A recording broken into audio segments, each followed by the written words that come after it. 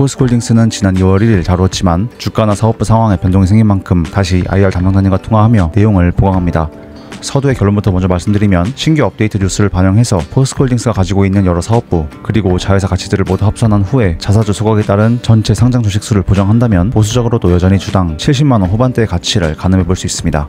오늘 영상에서는 모든 산술 공식들과 근거들을 아주 꼼꼼하게 정리하였습니다. 나아가 장가항 제철소 지분 양조 소식으로 세간의 공포와 맞먹는 과도한 우려감이 확산되고 있는데 이 뉴스에 대한 명확한 해석도 정리해서 말씀드리겠습니다.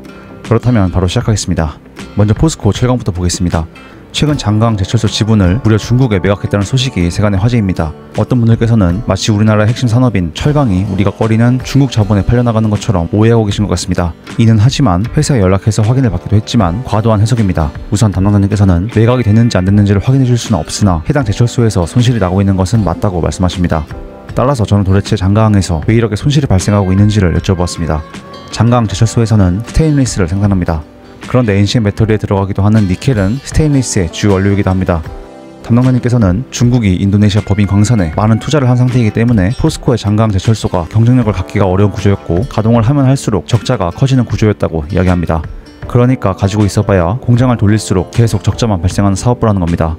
이런 만성 적자 사업장을 단지 이게 철강 사업이라는 이유만으로 단순한 애국심에 호소하며 천문학적인 적자를 보면서 질질 끌고 갈 수는 없는 노릇입니다. 저도 친중 매국 노드를 경계하지만 그 논리는 장가항 제철소로 끌고 들어올 수 없습니다. 이 논리를 쓰려면 최소한 아르헨티나 리튬 염호 정도가 중국에 넘어가야 합니다. 이어서 계속 보겠습니다. 이 장가항 제철소는 단일 공장으로 규모가 그렇게 크지 않으며 포스코의 조각 능력은 통상적으로 글로벌 전체로 4,500만 톤 정도라고 말씀하십니다. 그러니까 110만 톤 캐파의 장가항 제철소 지분을 매각한다고 해도 이것이 포스코가 철강을 포기한다 내지는 핵심 사업부가 중국에 팔려나가는 굴욕을 겪는다고 할 수 없는 것입니다. 해당 영업장은 비중이 크지도 않고 만성 적자를 유발하던 알터니와 같기 때문입니다. 오히려 반대로 지난 밸류데이 자료를 주의 깊게 보신 분이라면 이 장가항 제철소 매각이 얼마나 잘한 일인지 알 수 있을 것입니다. 포스코는 저수익 사업부와 비핵심 자산을 대거 정리하는 구조 개편을 통해 현금 실탄을 장전해서 핵심 사업부에 재투자하고 주주 환원을 사용하겠다고 밝힌 바 있습니다. 어떻게 이렇게 빨리 매각 소식이 나왔는지 내부 사정은 모르겠지만 너무 잘한 결정입니다. 이 장가항 공장은 지난 컨퍼런스 콜에서 얘기가 나오기도 했는데 적자 폭을 간신히 줄여나가기도 하면서 포스코에서는 그야말로 억지로 끌고 가는 상황이었습니다. 따라서 이런 저수익 사업부는 포스코가 밸류데이에서 밝힌 비전으로 본다면 매각하는 것이 무조건 옳았습니다. 게다가 장가항 제철소를 빼도 포스코의 전체적인 조각 능력에 타격은 미미하기 때문에 해당 사업장 매각이 철강 사업 자체를 포기한다고 확대 해석할 근거도 부족합니다. 유한타증권 질문을 보셔도 아시겠지만 장가항은 12분기 연속 적자였다고 합니다. 무려 12분기 연속 적자입니다. 최근 2차전지 주요 소재업체들 실적이 몇 분기 주춤하니 산업이 붕괴된 것처럼 떠들던 사람들이 12분기 빠짐없이 적자가 발생한 사업부를 이제는 뭐 철강이라는 이유로 반드시 끌고 가야 한다고 말한다는 것은 모순입니다. 설상가상으로 2024년 연간 2,800억 적자는 눈덩이처럼 불어나서 무려 올해에는 한 분기 만에 1,000억 적자를 냈습니다. 이런 장가항 제철소를 잘라내는 판단은 탁월한 선택입니다. 다만 언론사에서는 이미 팔렸다는 식으로 말하고 있는데 담당자님께서는 매수 후보자를 검토하고 있다고만 말씀하셨습니다. 따라서 시청자분들께서는 설득력이 떨어지는 주장에 대해서는 주의하시기 바라겠습니다. 나아가 저는 밸류데이에서도 얘기가 나왔던 핵심 사업이 전체적으로 2차전지 사업부인지 여쭤보았습니다. 그러나 포스코가 철강을 정리하고 리튬이나 니켈 등 배터리 산업 광물로 전환하는 것은 아니라고 하십니다. 신사업이라는 것은 철강 내에서도 인도 쪽 투자나 미국 투자 등의 신사업에 집중하겠다는 것이고 이미 지금 포스코의 수익은 대체로 모두 철강에서 발생하고 있기 때문에 메인은 앞으로도 철강이라는 답변을 받았습니다. 그리고 수익성이 저조한 사업부는 앞으로도 계속 구조조정 대상이 될 수 있다고 합니다. 즉 포스코홀딩스 투자 관점에서는 장가항 제철소는 빨리 사라지고 인도나 미국 투자가 빠르게 이루어져야 기업가치 상승에 도움이 될 것으로 보여집니다. 다음으로는 2차전지 사업부입니다. 지난 컨퍼런스콜 내용과 달리 약간의 계획 수정이 있습니다. 먼저 헷갈리실 수도 있는 용어부터 보자면 포스코에서 말하는 1단계, 2단계는 단계적으로 캐파를 확장한다는 뜻이고 상공정, 하공정은 리튬 재련의 순서를 의미합니다. 1단계 25,000톤 염수 리튬 캐파는 2024년 10월 준공을 완료하였으며 이전 컨퍼런스콜에서 밝힌 바와 같이 현재 램프업 진행 중입니다. 사측으로부터는 통상적으로 램프업은 1년 정도를 보기 때문에 본격적인 양산 돌입은 2025년 하반기쯤으로 볼 수 있다는 답변을 받았습니다. 그렇다면 작년 10월에 준공된 1단계 25,000톤 캐파의 본격적인 양산 돌입은 조만간 기대해볼 수 있는 것입니다. 2단계 추가 25,000톤은 광양도 마찬가지로 스케줄을 조정해서 2025년 1분기 준공 예정입니다. 정리하자면 2단계 25,000톤 일정은 밀렸지만 염수리튬 본격 양산이 점점 가까워지고 있다는 점이 긍정적입니다. 7년의 준비가 드디어 결실을 맺는 시점이 다가오고 있습니다. 따라서 포스코홀딩스의 리튬 생산 캐파를 다음과 같이 정리할 수 있겠습니다. 재련 타입은 각각 아르헨티나 5만 톤 염수형이고 광양은 경암형이며 HY 클린메탈은 리튬 리사이클링입니다. 현재 필바라 리튬 솔루션과 생산을 시작하지 않은 포스코 아르헨티나 모두 이렇다 할 수익은 나오지 않고 있습니다. 폭락한 리튬 판가, 특히 자유진영의 리튬 판가라도 어느 정도 정상화가 되는 한편 포스코 아르헨티나 염호가 본격 양산 체제에 돌입하게 된다면 두 군데 모두 실적이 발생하리라 기대합니다. 자료가 업데이트 된다면 이 내용은 재차 다루도록 하겠습니다. 어쨌든 이전 영상을 업로드한 지 시간이 반년 정도 지났기 때문에 밸류에이션을 다시 검토해보겠습니다.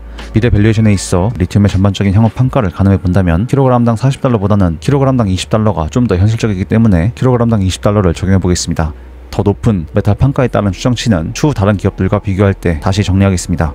우측의 앨범의 예측치를 보면 탄산리튬을 기준으로 2030년 이전에 250만에서 330만 톤의 공급 부족이 발생한다고 합니다.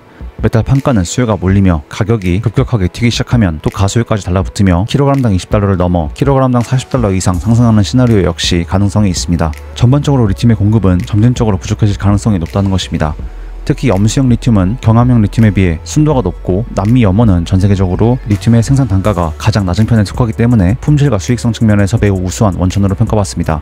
전반적으로 리튬 판가가 정상화된다면 포스코가 보유한 아르헨티나 염호의 가치는 기대 영업이익 멀티플 20배 이상을 적용할 수 있을 만큼 굉장히 높은 평가를 받을 여지가 있습니다.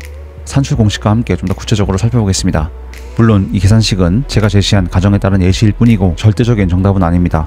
시청자 여러분들께서도 원하시는 기준이나 리튬 가격, 생산량 등을 바꿔서 직접 계산해보셔도 좋습니다.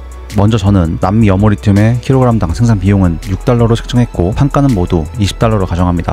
필바라 리튬 솔루션 경함형 리튬은 kg당 10달러의 생산 비용을 적용하여 kg당 10달러로 수익성을 추정하였습니다. 그렇게 계산식을 짜면 향후 리튬 사업부에서 약 1.56조 원의 수익성을 가늠해볼 수 있는 것입니다. 만약 필바라 리튬 솔루션의 경함형 리튬 사업에서 창출될 수익을 제가 이전 영상에서 설명드린 방식대로 2,900억 원 정도로 추정한다면 연간으로 합계 약 1.17조 원의 영업이익이 예상됩니다. 포스코의 리튬 사업은 중장기적으로도 연간 20만 톤, 30만 톤 규모까지 확장할 가능성이 있는 만큼 성장주 관점에서 멀티플 20배를 적용하는 계산식은 충분히 타당한 접근이라 판단됩니다. 이러한 밸류에이션 관점에서 본다면 리튬 사업부 전체의 가치는 약 25조에서 31조 원 수준까지 평가될 수 있습니다. 참고로 포스코홀딩스는 필바라 리튬 솔루션의 지분 82%, 아르헨티나 염호 프로젝트에 대해서는 지분 100%를 보유하고 있으며 이번 분석에서 필바라 지분율에 따른 18% 절삭은 적용하지 않았습니다. 포스코의 미래 밸류에 있어 핵심이 되는 리튬 사업부를 먼저 산정한 뒤에 나머지 사업 부문은 이전 영상에서 제시한 방식과 같은 산출 근거를 적용하겠습니다. 자회사 가치는 이번 주 기준 시가총액을 적용하고 주가 상승 가능성을 배제한 보수적인 추정입니다. 산업 전반의 성장세를 고려할 때 퓨처엠, 포스코 DX, 포스코 인터내셔널 등 포스코홀딩스의 주요 자회사들은 장기적으로 시장으로부터 더 높은 평가를 받을 수 있는 여지가 충분합니다. 하지만 이번 분석에서는 현재 시가총액과 지분율만을 기준으로 산출하여 총 14.7조 원의 가치만 더하겠습니다.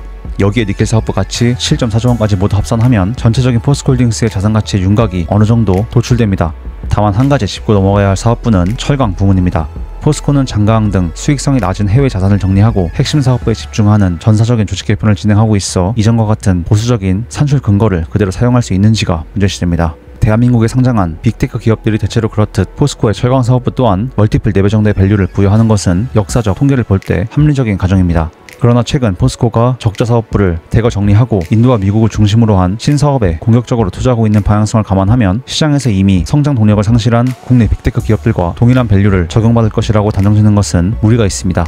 따라서 이전에 말씀드린 바와 같이 2주 영업이익에 4배를 부여하여 철강 사업부 밸류를 8조 정도로 한정하는 산출 공식은 보수적인 수준을 넘어 다소 가혹하기까지 한 추정치입니다. 물론 미국의 보호무역 기조나 관세 이슈 등 불확실성이 상존하고 있는 것은 사실이지만 멀티플 4배는 현재 사업 방향성과 빠른 전환 속도를 고려할 때 너무 낮습니다. 결론적으로 포스코의 철강 부문은 최소 10조 원 이상의 가치를 반영하여 전체 기업 가치를 측정하는 것이 보다 더 현실적이라고 할 수 있겠습니다. 게다가 천문학적인 적자를 유발하며 그 적자 폭이 점진적으로 확대되고 있던 장강 제철소를 정리하였기 때문에 포스코 철강의 밸류는 과거보다 더 긍정적으로 평가할 수도 있겠습니다. 따라서 철강의 밸류까지 전부 더하면 포스코홀딩스의 전체 가치를 시가총액 57.5조에서 63.3조 원으로 책정할 수 있겠습니다. 그런데 포스코는 2026년 자사주 비율을 4.6%까지 낮추겠다고 밝힌 바 있습니다. 현재 포스코홀딩스의 자사주는 약 530만 주이며 4.6%까지 낮춘다면 여기서 158만 주가량을 더 소각하게 됩니다. 따라서 소각 후 전체 주식수는 약 7,934만 주입니다. 그렇다면 방금 산출한 밸류에이션 값을 여기에 그대로 대입한다면 주당 약 70만원에서 80만원의 가치를 가늠해볼 수 있는 것입니다. 향후 자사주를 추가로 소각할 가능성도 있으며 철강 사업부의 가치를 10조 이상으로 볼 수도 있지만 측정할 수 없는 항목들은 제외했습니다. 나아가 제가 방금 산출한 밸류에이션에는 보수적인 추정이 정말 많이 포함되어 있습니다. 자회사 지분 가치가 증가할 가능성을 배제하여 현재 주가로 한정하였고, 나아가 2차전지 핵심 메탈 판가가 전반적으로 정상화될 경우의 영업이익 멀티플은 20배수로만 부여하였으며 리튬의 최대 판가를 kg당 $20로 제한하였습니다. 반대로 제가 낙관적으로 계산한 산출 근거는 가동률을 100%로 잡았다는 점과 필바라 리튬 솔루션의 지분을 18% 제외하지 않았다는 점입니다. 그리고 이 모든 계산은 전체적으로 2차전지 업황이 일정 부분 회복하는 상황을 전제로 하고 있습니다. 그렇다면 오늘 내용이 다소 많았는데 전체적으로 정리해보겠습니다.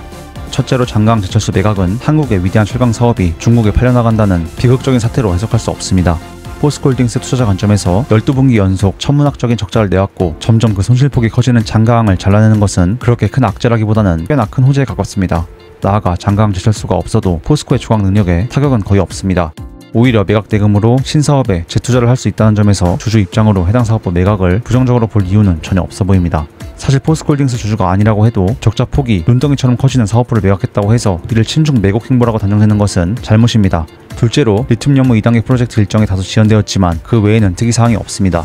대체로 포스코홀딩스에 투자하시는 주주분들께서는 긴 안목에서 투자하고 계시기 때문에 약간 일정이 딜레이된 것보다는 1단계 25,000톤 정상 가동 이후 상황이 좀 더 중요해 보입니다. 이 또한 지속적으로 업데이트하도록 하겠습니다. 셋째로는 현재 포스코가 추진 중인 신사업 등의 성패에 따라 동사의 철강 밸류는 더 높게 책정받을 수 있습니다. 얼마 전 아람코 납품 뉴스가 있기도 했는데 앞으로 지속적으로 이러한 성과를 보여준다면 포스코 철강은 성장 동력을 상실한 대한민국 빅테크 기업들보다 더 높은 밸류를 받을 가능성 또한 존재합니다. 포스코의 기업 가치는 주당 100만원 이상 충분히 받을 수도 있고 그렇다고 해도 말이 안 되는 주가는 아닙니다. 게다가 포스코홀딩스는 배당도 꾸준히 해오고 있으며 자사주 소각까지 실시하는 강력한 주주 환원 정책을 시행하고 있습니다. 이렇게 개인 주주들을 챙기는 기업은 그야말로 미국에서나 흔하지 한국에는 정말 희귀합니다. 역으로 한국 증시에는 주주들을 개무시하며 엽전 주머니처럼 생각하는 기업들이 정말 많습니다. 2차전지 섹터 내 어떤 기업은 지배구조를 거미줄처럼 엮어가며 시비 발행으로 계속 주주 가치를 희석시키기도 하는데 포스코홀딩스는 그런 기업과는 완전히 정반대입니다. 따라서 길게 보며 투자하기에 적합한 한국의 몇 안되는 상장사입니다. 포스코홀딩스는 7년을 준비한 리튬 연무의 성과가 곧 발생하며 추진 중인 철강 신사업들도 많기 때문에 또 새로운 소식들이 나온다면 주간지나 채널을 통해 알리도록 하겠습니다. 그렇다면 오늘 영상은 이 정도에서 마무리하며 혹시 구독과 좋아요 한 번씩 눌러주시면 이러한 제 공부 자료들을 가장 빠르게 받아보실 수 있습니다. 앞으로는 공부 범위도 확장하며 투자자분들께 다방면으로 힘이 되어드릴 수 있도록 최선을 다하겠습니다. 여기까지 긴 영상 시청해주셔서 감사드립니다. 애청자 여러분들 언제나 항상 건강 조심하시고 오늘도 행복한 하루 보내시길 바라겠습니다. 감사합니다.